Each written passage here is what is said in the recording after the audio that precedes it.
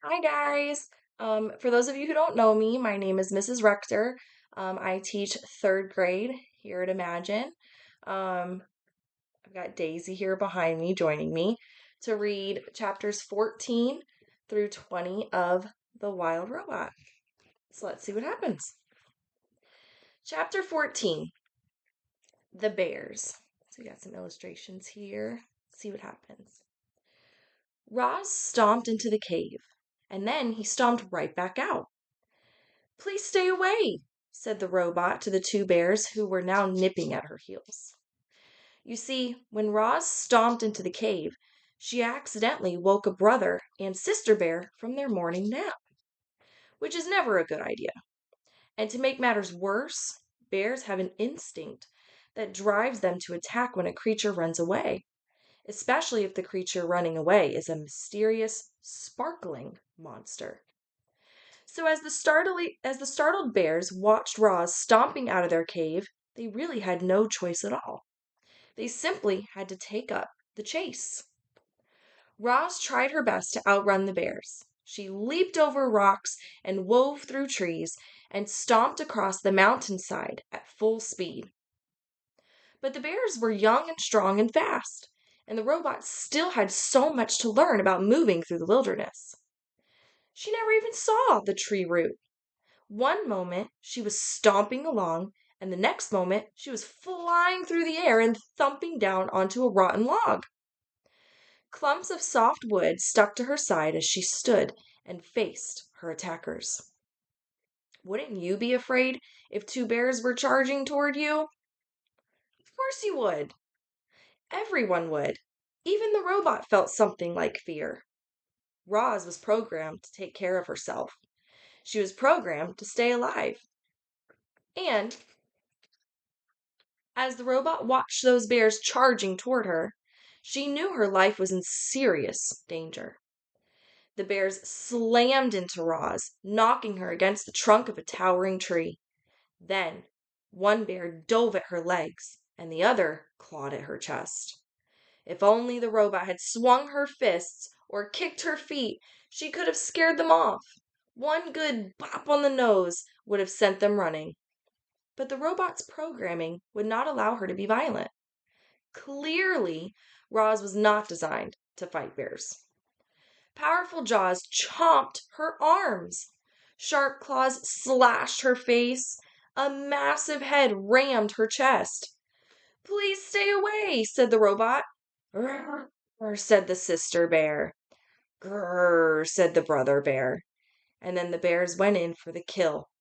But the robot had vanished. Chapter 15, The Escape. Using all the strength in her legs, Roz jumped straight up, high into the air, and landed on a tree branch overhead. The tree shook with the sudden weight of the robot, and then thunk, thunk. Two pine cones bounced off Roz, and a moment later, thunk, thunk. The same pine cones bounced off the bears below. The bears grunted with annoyance. This gave Roz an idea. The robot's programming stopped her from being violent, but nothing stopped her from being annoying. So, Roz plucked pine cones from the nearby branches and lobbed them down at the bears. Thunk, thunk, thunk, thunk.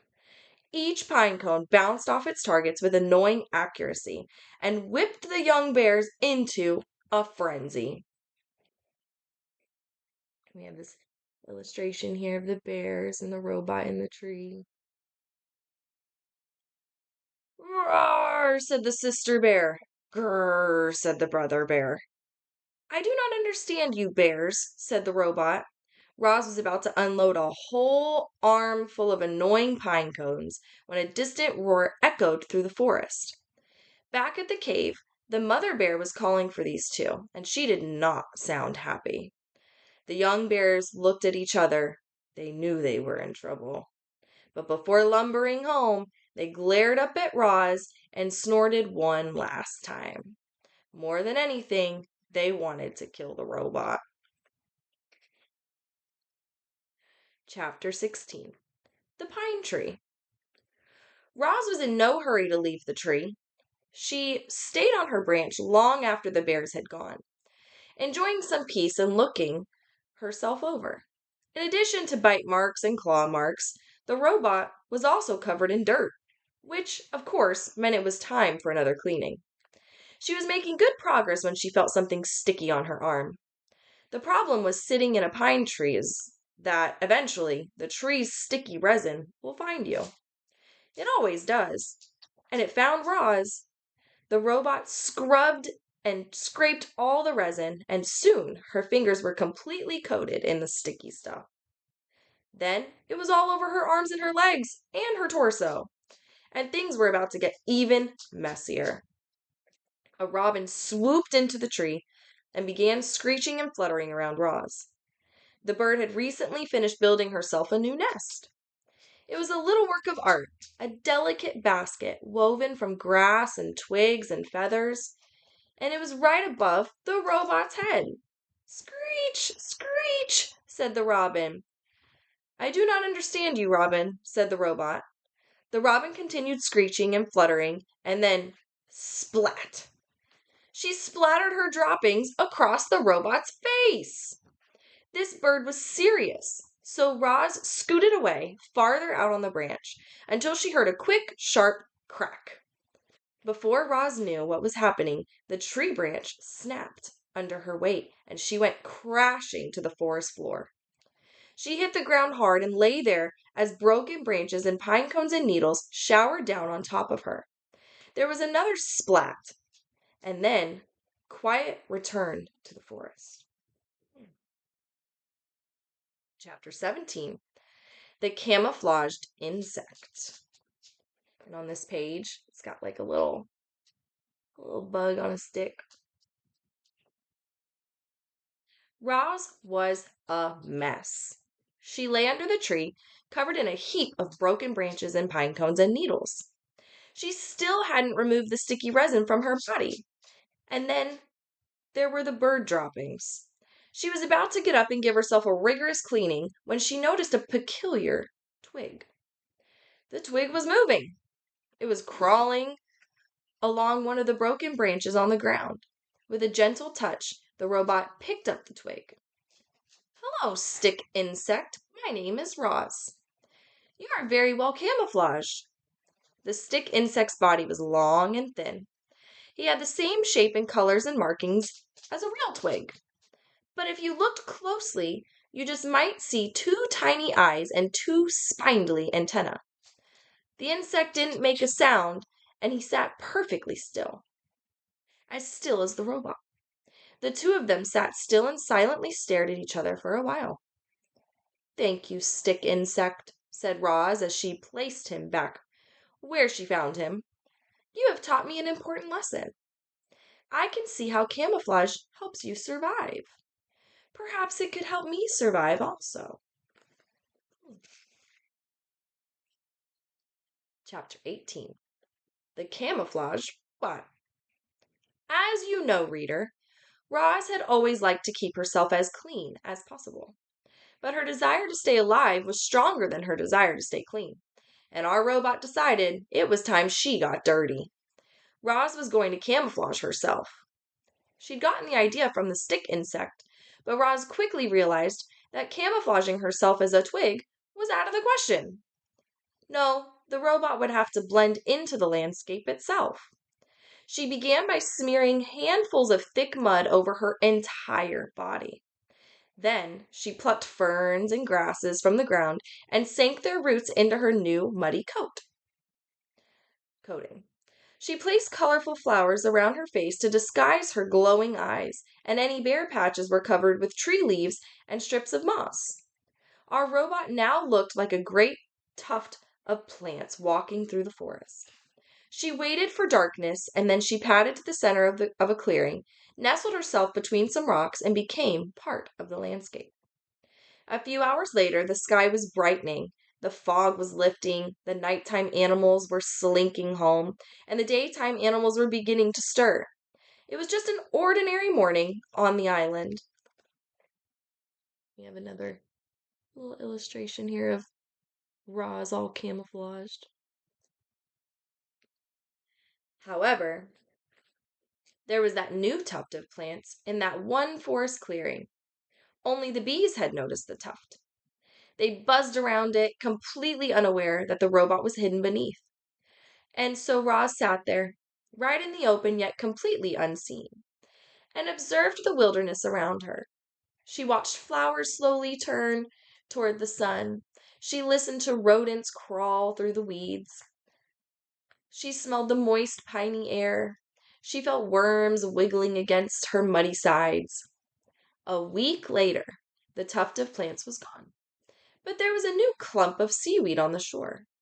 A week after that, the clump of seaweed was gone, but there was a new bramble on the mountain. Then there was a new log on the river bank, then a new rock in the forest. Chapter 19. The Observations. Clouds scudded through the sky. Spiders spun intricate webs. Berries beckoned to hungry mouths. Foxes stalked hares. Mushrooms rose up from leaf litter. Turtles plopped into ponds. Moss spread across tree roots. Vultures hunched over carcasses. Ocean waves beat against the coastline. Tadpoles became frogs. Caterpillars became butterflies. A camouflaged robot observed it all. Chapter 20. The language of the animals. It started with the birds. They had always been skittish when the robot was near. They would stare and screech and then scatter. But now that Roz was camouflaged, she could secretly observe their normal behavior right up close. Roz noticed chickadees fluttering through the same flowers and singing the same song every morning. She noticed a lark who swooped down to the same rock and sang the same song every afternoon. She noticed the same two magpies singing to each other from across the same meadow every evening. After weeks of robotically studying the birds, Roz knew what each bird would sing, and when they would sing, and eventually why they would sing. The robot was beginning to understand the birds, but she was also beginning to understand the porcupines and the salamanders and the beetles. She discovered that all the different animals shared one common language. They just spoke the language in different ways. You might say each species spoke with its own unique accent. When Roz first listened to the chickadees, their songs had sounded like twee tweedle, twee tweedle. But now, when the chickadees sang, Roz heard, "Oh, what a lovely day it is! Oh, what a lovely day it is!" And we have this cute little illustration of the birds.